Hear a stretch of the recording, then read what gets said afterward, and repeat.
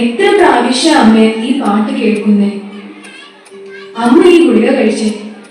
ഈ പാട്ട് എത്ര കേട്ടാലും മതി വരില്ല മോളെ. എന്റെ അപ്പോ ഉണ്ണിയും കുഞ്ഞായിരുന്നപ്പോ ഇത് പാടിക്കൊടുത്തില്ലെങ്കിൽ അവർ ഉണ്ണിലായിരുന്നു.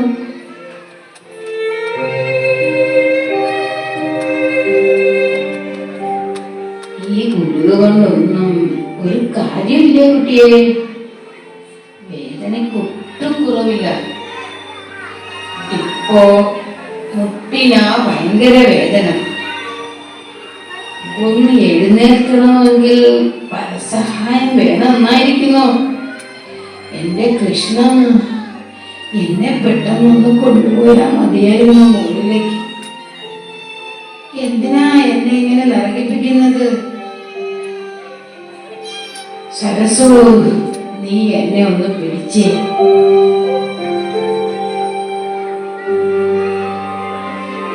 എത്ര നേരാന്ന് വെച്ചാ ഇങ്ങനെ ഉരുണ്ടെത്തിയിരിക്കുക. ഒക്കെ ശരിയാവും അമ്മേ. അമ്മയുടെ അസുഖമൊക്കെ മാറും. ഡോക്ടർ പറഞ്ഞില്ലേ ഭേദാവുന്ന്. വിധി. അയാൾക്ക് മനസ്സിലാവോ എന്റെ വേദന? ഇന്ന് എത്ര തീയതി? നവംബർ 12. ഞാനിവിടെ വന്നിട്ട് 10 വർഷം തികച്ചു. നീ ഒന്ന് നോക്കേ. ചിലപ്പോ എന്റെ അപ്പ ഉണ്ണി എന്നെ കൊണ്ടുപോകാൻ വരുന്നതായിരിക്കും. ഇന്നലെ ഞാൻ അവരെ സ്വപ്നം കണ്ടിരുന്നു. ആരോ 2-3 പേര് വരുന്നുണ്ട്. പക്ഷേ അത് അപ്പം ഉണ്ണി അല്ല അമ്മേ.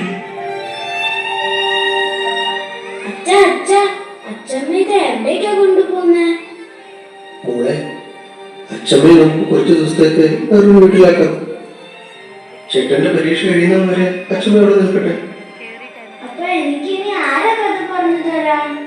മോള് വിഷമിക്കണ്ട, അച്ഛൻ പറഞ്ഞു തരാൻ കഥ. വേണ്ട, എനിക്ക് അച്ഛമ്മ തന്നെ കഥ പറഞ്ഞു തന്നാൽ മതി.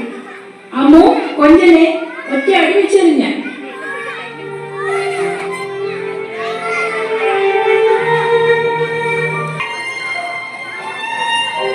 പൈസയൊക്കെ അടച്ചില്ലേ?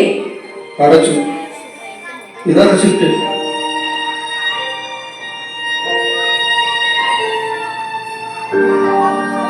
അമ്മേ, ദേ കുട്ടികൾ ആളുകൂടി എത്തിക്കണം.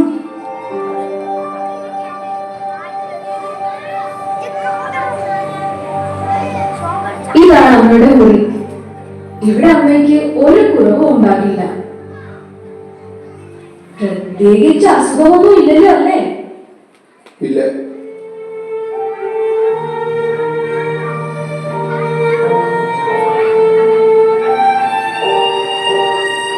സാരമില്ലല്ലോ, കുറച്ചു ദിവസം കഴിയുമ്പോൾ ഞാൻ ഒന്ന് കൊണ്ടുപോകാം. അച്ഛന്റെ പരീക്ഷ ഒന്ന് കഴിഞ്ഞോട്ടെ. അവന്റെ ഭാവിയല്ലേ നമുക്ക് വലുത്. അച്ഛമ്മ കരണ്ടോ? ഞാൻ അച്ഛമ്മയെ ഒറ്റക്കാക്കിട്ട് എങ്ങും പോകില്ല. ഞാൻ വരുന്നില്ല. അച്ഛൻ പോകോ?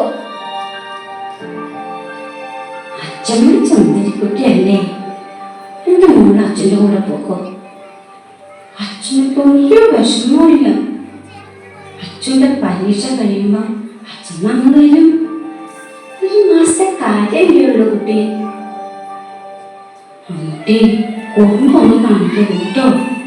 നല്ല കുട്ടിയായിട്ടിരുന്ന അച്ഛമ്മ വരുമ്പോ പുതിയ കഥകൾ പറഞ്ഞു തരാം. വാടിയുടെ എന്നെ കൊണ്ടുപോകുന്നത് പറ അച്ഛമ്മ. എനിക്ക് അച്ഛമ്മയുടെ കൂടെ നിന്നാൽ മതി. എനിക്ക് പോകണ്ട. അച്ഛ, അമ്മനോടൊന്ന് വിടാൻ പറ അച്ഛ.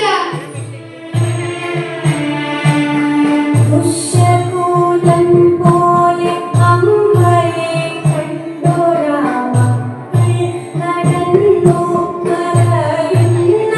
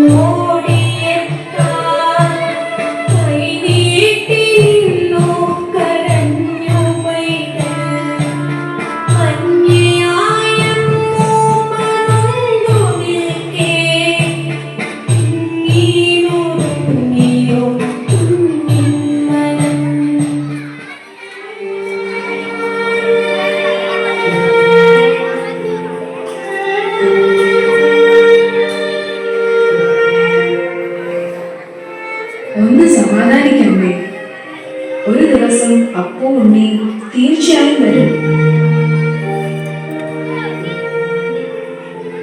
എന്താ പറ്റിയേ? എന്തിനാ കരയുന്നത്? ഇന്ന് അമ്മ ഇവിടെ കൊണ്ടുവന്ന് ആക്കിയില്ലേ, അതുപോലെ 10 വർഷം മുമ്പ് ഇവിടെ കൊണ്ടുവന്ന് ആക്കിയതാ ഇവരുടെ മക്കൾ. ഇതുവരെ തിരിഞ്ഞു നോക്കിയിട്ടില്ല.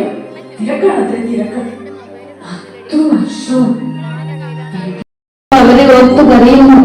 എന്റെ ഈ വേദന അവരറിയുന്നില്ലല്ലോ എന്റെ ദേവിയെ.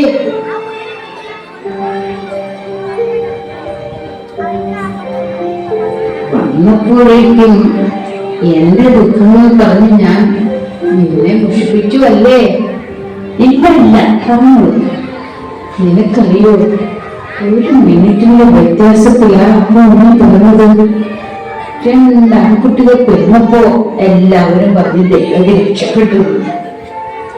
ശരിയാ, എന്തൊരു സന്തോഷമായിരുന്നു എനിക്ക്. മാതൃത്വത്തിന്റെ സുഖം ഞാൻ അനുഭവിച്ചറിയുകയായിരുന്നു. മഹാവികൃതികളായിരുന്നു 2 പേരും. ഓണൊക്കെ ആയ പിന്നെ എന്ത് രസമായിരുന്നു. എല്ലാവരും കൂടെ പറിച്ച് പൂക്കളമിട്ട് സദ്യ ഒരുക്കി ഞങ്ങൾ ആഘോഷിക്കുമായിരുന്നു. അവരായിരുന്നു പിന്നെ എന്റെ ലോകം. തുമ്പപ്പൂവേ വന്നേ പോയി ഓണം പൊന്നോണം. വാപ്പൂവേ വാപ്പൂവേ വാ തുമ്പപ്പൂവേ വന്നേ പോയി ഓണം പൊന്നോണം. വാപ്പൂവേ വാപ്പൂവേ വാ തുമ്പപ്പൂവേ വന്നേ പോയി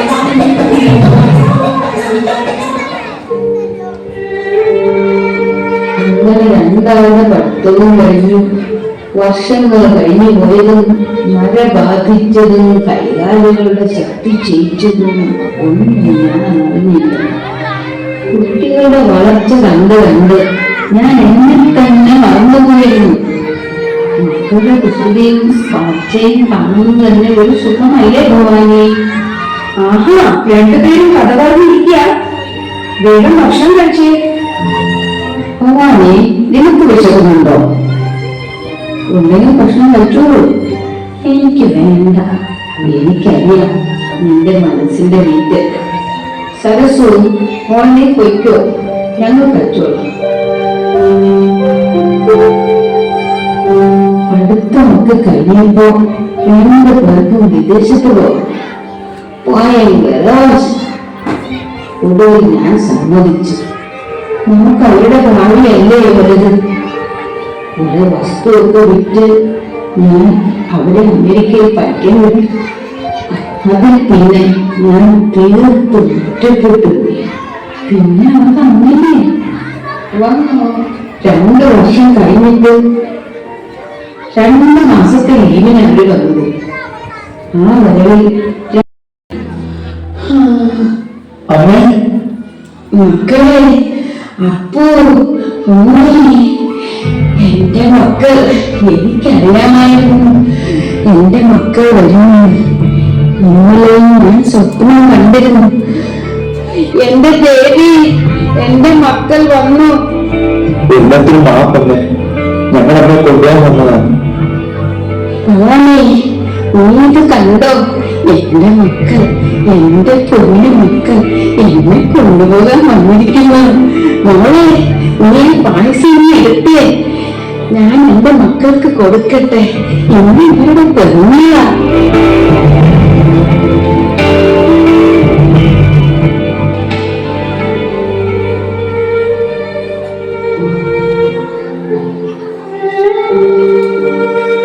ഭവാനി,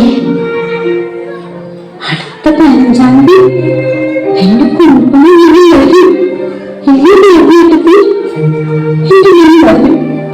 അതെ, അവൻ വരും. ഭവാനി, നിന്റെ മകനെ നിന്നെ കൊണ്ടുപോകാൻ വരും. നീ വിഷമിക്കണ്ട, തീർച്ചയായും അവര് വരും. മോളെ സരസു, നീ ഭവാനിയെ നല്ലവണ്ണം നോക്കണം. ഒരു കുറവും വരുത്തരുത് കേട്ടോ മോളെ. ഞാൻ പോട്ടെ. മക്കളെ നമുക്ക് പോകാം. എന്റെ മക്കള്, മക്കള് കരയണ്ടാട്ടോ. അമ്മയ്ക്ക് വിഷമൊന്നുമില്ല.